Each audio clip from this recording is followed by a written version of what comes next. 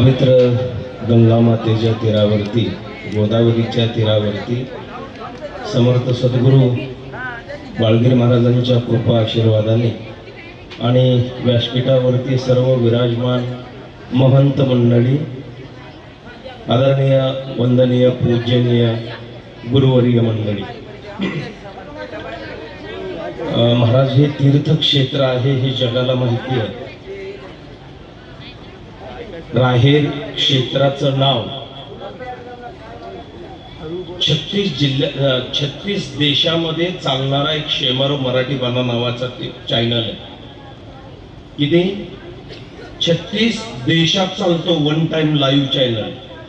आणि त्या चॅनलवरती ह्या बाळगीर महाराजांचं, इथल्या ब्रह्मदेवाच्या मंदिराचं आणि इथल्या नरसिंहाच्या मंदिराचं कीर्तनामध्ये मी उल्लेख केला. ती 36 देशामध्ये गेलेलं आहे. लक्षात घ्या. दर 15 दिवसाला टीव्ही चॅनलवरती कीर्तन असतात. आणि राहेरमधून मला फोन आले, कुणाकुणाचे आले त्याचे नावं सांगत नाही. गणेश पाटील आहेत, रमेशदेव जोशी आहेत. महाराज स्वाभिमान वाटला म्हणले राहेरचं नाव टीव्ही चॅनलवरती, ते पण आपण पाहतो हे नाही, 36 देशामध्ये चालणारा चॅनल आहे. स्वाभिमान आहे या गोष्टीचा.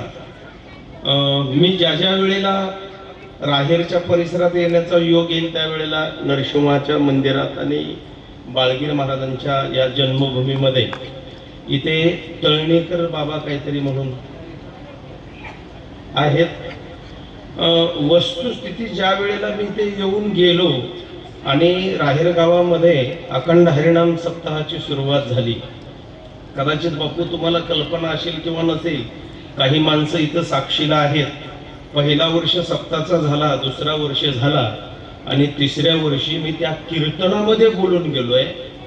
या बाळगीर महाराजांचं नाव महाराष्ट्रासह देशभरामध्ये त्या दत्त संप्रदायाच्या परंपरेतून हे प्रगट झालेलं आहे, कानाकोपऱ्यात पोचलेलं आहे. पण त्या बाळगीर महाराजांच्या जन्मभूमीमध्ये जर त्या बापूजींचं जर मंदिर नसेल तर याचा काय स्वाभिमान. मी ह्या कीर्तनात, गावातल्या कीर्तनात बोललो आणि ते मंदिर झालं पाहिजे. गणेश पाटील बरोबर आहे. आणि पुढच्याच वर्षी ह्या मंडळींनी निर्णय घेतला आणि तुमच्या आशीर्वादाने, तुमच्या माध्यमातून आज एवढं भव्य काम होत आहे. कारण हा स्वाभिमान या मातीचा आहे आणि आपल्या ह्या गुरुपरंपरेचा आहे, गुरुपरंपरेचा.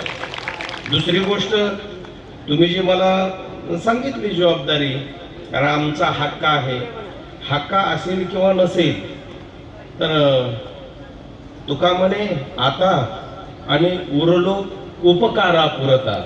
उपकारापुरता नदीचं वाहनं आणि साधूचं चालणं हे कधी स्थिर नसतं. नदीने आणि साधूने जर एका जाग्यावर जर स्थिर झालं तर हे जगाची परंपरा आणि हे नैसर्गिक रूढी ही खुंटीत होत असते. लक्षात घ्या. साधूचा आणि नदीचा प्रवाह नित्य वाहत असतो.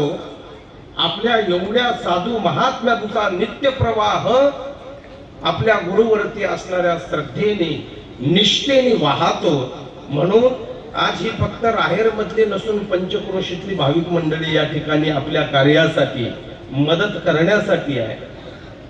तिसरा मुद्दा असा आहे, तुम्ही जी माझ्याकडे जबाबदारी सोपवली, म्हटले हक्क आहे, जावाई आहे. जावाई म्हणून जर म्हणत असाल तर जावायाला देण्याची सवय नसते, जावायाला फक्त घेण्याची सवय असते. हा, ते काय जगापेक्षा वेगळं केलं ते म्हणतात बाईला दिल्या. नाही, इथं बसलेल्या प्रत्येकाने, तुम्ही सोडले तर सगळे बाकीचे काय ब्रह्मचारी आहेत असं नाही. इमानदारीने सांगावं, सासरवाडीत देणारा जावाई एकतरी आतापर्यंत पाहिला का? सासरवाडीतून नेणारे जावाई पुष्कळ पाहिले. त्याच्यासाठी माझ्याकडे गाडी सुद्धा मोठ्या हौदाची आणत असतो मी. पण एकमेव जावाई कदाचित इथं माहिती असेल, बऱ्याच जणांना माहिती आहे, मी या सासरवाडी मधून कधीही कोणत्याही गोष्टीची अपेक्षा करीत नाही. सासर जावाई म्हणून म्हणत असाल तर मी देईन किंवा न देईन याचं मला काही सांगता येत नाही. पण एक सनातन धर्माचा, हिंदू धर्माचा सेवक म्हणून तुम्ही जी जबाबदारी माझ्यावर द्याल ती मी पार पाडायला तयार. जावई म्हणून नाही, वारकरी म्हणून देणार. हा, आणि जर जावई म्हणून द्यायचं असेल तर मला बी मग तुमच्याकडे मागायचा हक्क आहे, मग त्या वेळेला हटायचं नाही तुम्ही. बरोबर आहे का नाही? त्याच्यामुळे आणि 2028 मधल्या कुंभमेळ्यासाठी जे काही वारकरी संप्रदायाच्या माध्यमातून म्हणा किंवा विविध क्षेत्राच्या माध्यमातून म्हणा, कुठल्या कुठल्या पद्धतीने जे काही सेवा तुम्ही मला करण्यासाठी महाराष्ट्राच्या असेल, बाहेरच्या राज्यातून असेल, काय जे काय असेल ते त्याही सेवेला मी आपली आज्ञा स्वीकारून सेवा करण्यासाठी सुद्धा तयार आहे. जी काही माझ्याकडे कामगिरी सोपव, तुम्ही म्हटले ना 8 दिवस थांबायचं, पात्र उचलायचं, ती सुद्धा सेवा माझी असणार. मी म्हणजे फक्त नुसता महाराज म्हणूनच फिरतोय अशातला भाग नाही. ह्या मातीचे आपल्यावरती उपकार आहेत, ह्या भूमातीची आपली ही माझी जननी जन्मभूमिष्य, या नांदेड जिल्ह्याच्या मातीने मला जन्माला घातलं, लहानाचं मोठं केलं. बाबाजी, तुमच्या माहितीसाठी सांगतो, 5वी मध्ये शिकत असताना मी घरादाराचा त्याग करून गेलेला माणूस आहे. 7 वर्ष कुठं होतो हे कुणाला तपास नव्हता. 7 वर्षे कुठे होतो? त्या काळात मोबाईल फोन कुठल्याच गोष्टी काही नव्हत्या.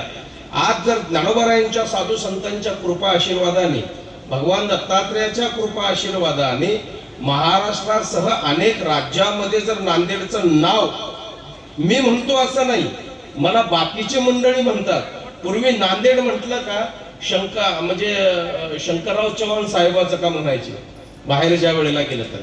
आता भविष्य काळामध्ये नांदेड म्हणजे जगाच्या कोण्याही कान्या कोपऱ्यात जर गेला तर नांदेड म्हटल्यानंतर बाळगीर महाराजांचं का हे नाव झालं पाहिजे. आणि अशा कार्याचं वैभव आज या ठिकाणी आपण छोटस रोपटं लावलं, निश्चित यांच्या मनात आलं ना काही होऊ शकतं. राहेरकरांच्या पंचक्रोशीच्या मनात आल्यावर काही होऊ शकतं. एकाने 25 लाखाचा घोडा आणला, 25 लाखाचा. गाव सगळं घोडा पाहायला जमलं, एका जागेवर उभं झालं. म्हणजे 25 लाखाचा घोडा असेल कसा? प्रत्येक जण यायचं, घोडा आणलं त्यांना विचारायचं, घोडा आणलं त्यांना विचारायचं, 25 लाखाचा घोडा, काय याची खासियत आहे, काय याचं वैशिष्ट्य आहे? ते म्हणले एका सेकंदात खालून उडान मारल्याबरोबर 14व्या मजल्यावर जातो, पाय न टेकवता. म्हणून 25 लाख रुपये मोजले. 1 तास झाला, 2 तास झाला, 3 तास, परत ते माणसं म्हणायचे नेमका हा घोडा कधी उडणार आहे? ते म्हणले मलाही माहित नाही, जेव्हा त्याच्या मनात येईल तेव्हा. नाही कळलं? बऱ्याच जणांना झोपेतून उठल्यावर कळेल. म्हणजे जेव्हा ह्यांच्या मनात येईल, ही बसलेली मंडळी आहेत ना, जेव्हा ह्यांच्या मनात येईल ना, बरोबर, त्यावेळेला इथे काही होऊ शकतं. काही म्हणतो, एक वाक्य सांगतो ऐका. वारकरी संप्रदायाच्या माध्यमातून सहज संकल्पना राबवली. ज्ञानोबारायांच्या मंदिराला 11 किलो सोन्याचा कळस बसवायचा. किती किलो? 11 किलो. 11 किलो तर बाजूलाच राहिला, 22 किलो सोन्याचा कळस बसवला ज्ञानोबारायांच्या मंदिराला. एवढी देणगी येऊन कोट्यवधी रुपये शिल्लक राहिले. पण हे कधी? हे जनतेच्या समाजाच्या मनात आल्यावर आपल्या गुरुविषयी, आपल्या अधिष्ठानाविषयी, आपल्या भागवत धर्माविषयी, आपल्या सनातन धर्माविषयी जर प्रेम असेल तर हे लेकराला एखाद्या वेळेला 1 घास खायला, बिस्किट खायला कमी देतील, पण गुरुच्या कार्याला कधीच आड येणार नाहीत, एवढी गॅरंटी मला आहे, ही खात्री मला आहे. गेली 30 वर्ष झालं महाराष्ट्रासह अनेक राज्यामध्ये फिरताना, आणि म्हणून तुमचा आशीर्वाद त्यांच्या पाठीशी आहे. समर्थ सद्गुरू बाळगीर महाराजांचा आशीर्वाद, दत्तप्रभूचा आशीर्वाद पाठीशी आहे. त्याच्यामुळे तुम्ही जर त्यांच्या जर मनात आलं तर इथे कळस सोन्याचा नाही, रूम सुद्धा सोन्याचे होऊ शकतील ह्या गोदावरी मातेच्या किनाऱ्यावरती सांगतो मी. तेव्हा सगळ्यांच्या मनात आल्यावर. आणि एक संकल्प करा, एक संकल्प तुम्ही तुमच्या पद्धतीने करा, आणि त्या संकल्पाला भगवान प्रभूच्या कृपा आशीर्वादाने यश यावं अशी मी सदिच्छा माझ्या अंतःकरणातली भावना या ठिकाणी व्यक्त करीत असताना तुम्हा सर्व गुरुजन मंडळींच्या चरणाला स्पर्श करतो. आणि परत एकदा सांगतो महाराजजी, तुम्ही हक्काने कोणत्याही वेळेला काही जी जबाबदारी जी सेवा माझ्याकडे द्याल त्या सेवेमध्ये मी तत्पर आपल्याकडे असणार आहे हा शब्द या ठिकाणी देतो। आणि रूमचं जे काही म्हणताय ते सुद्धा जे काही तुमची अमाऊंट असेल तेही मी आपल्याला देण्यासाठी तयार आहे। रामकृष्ण।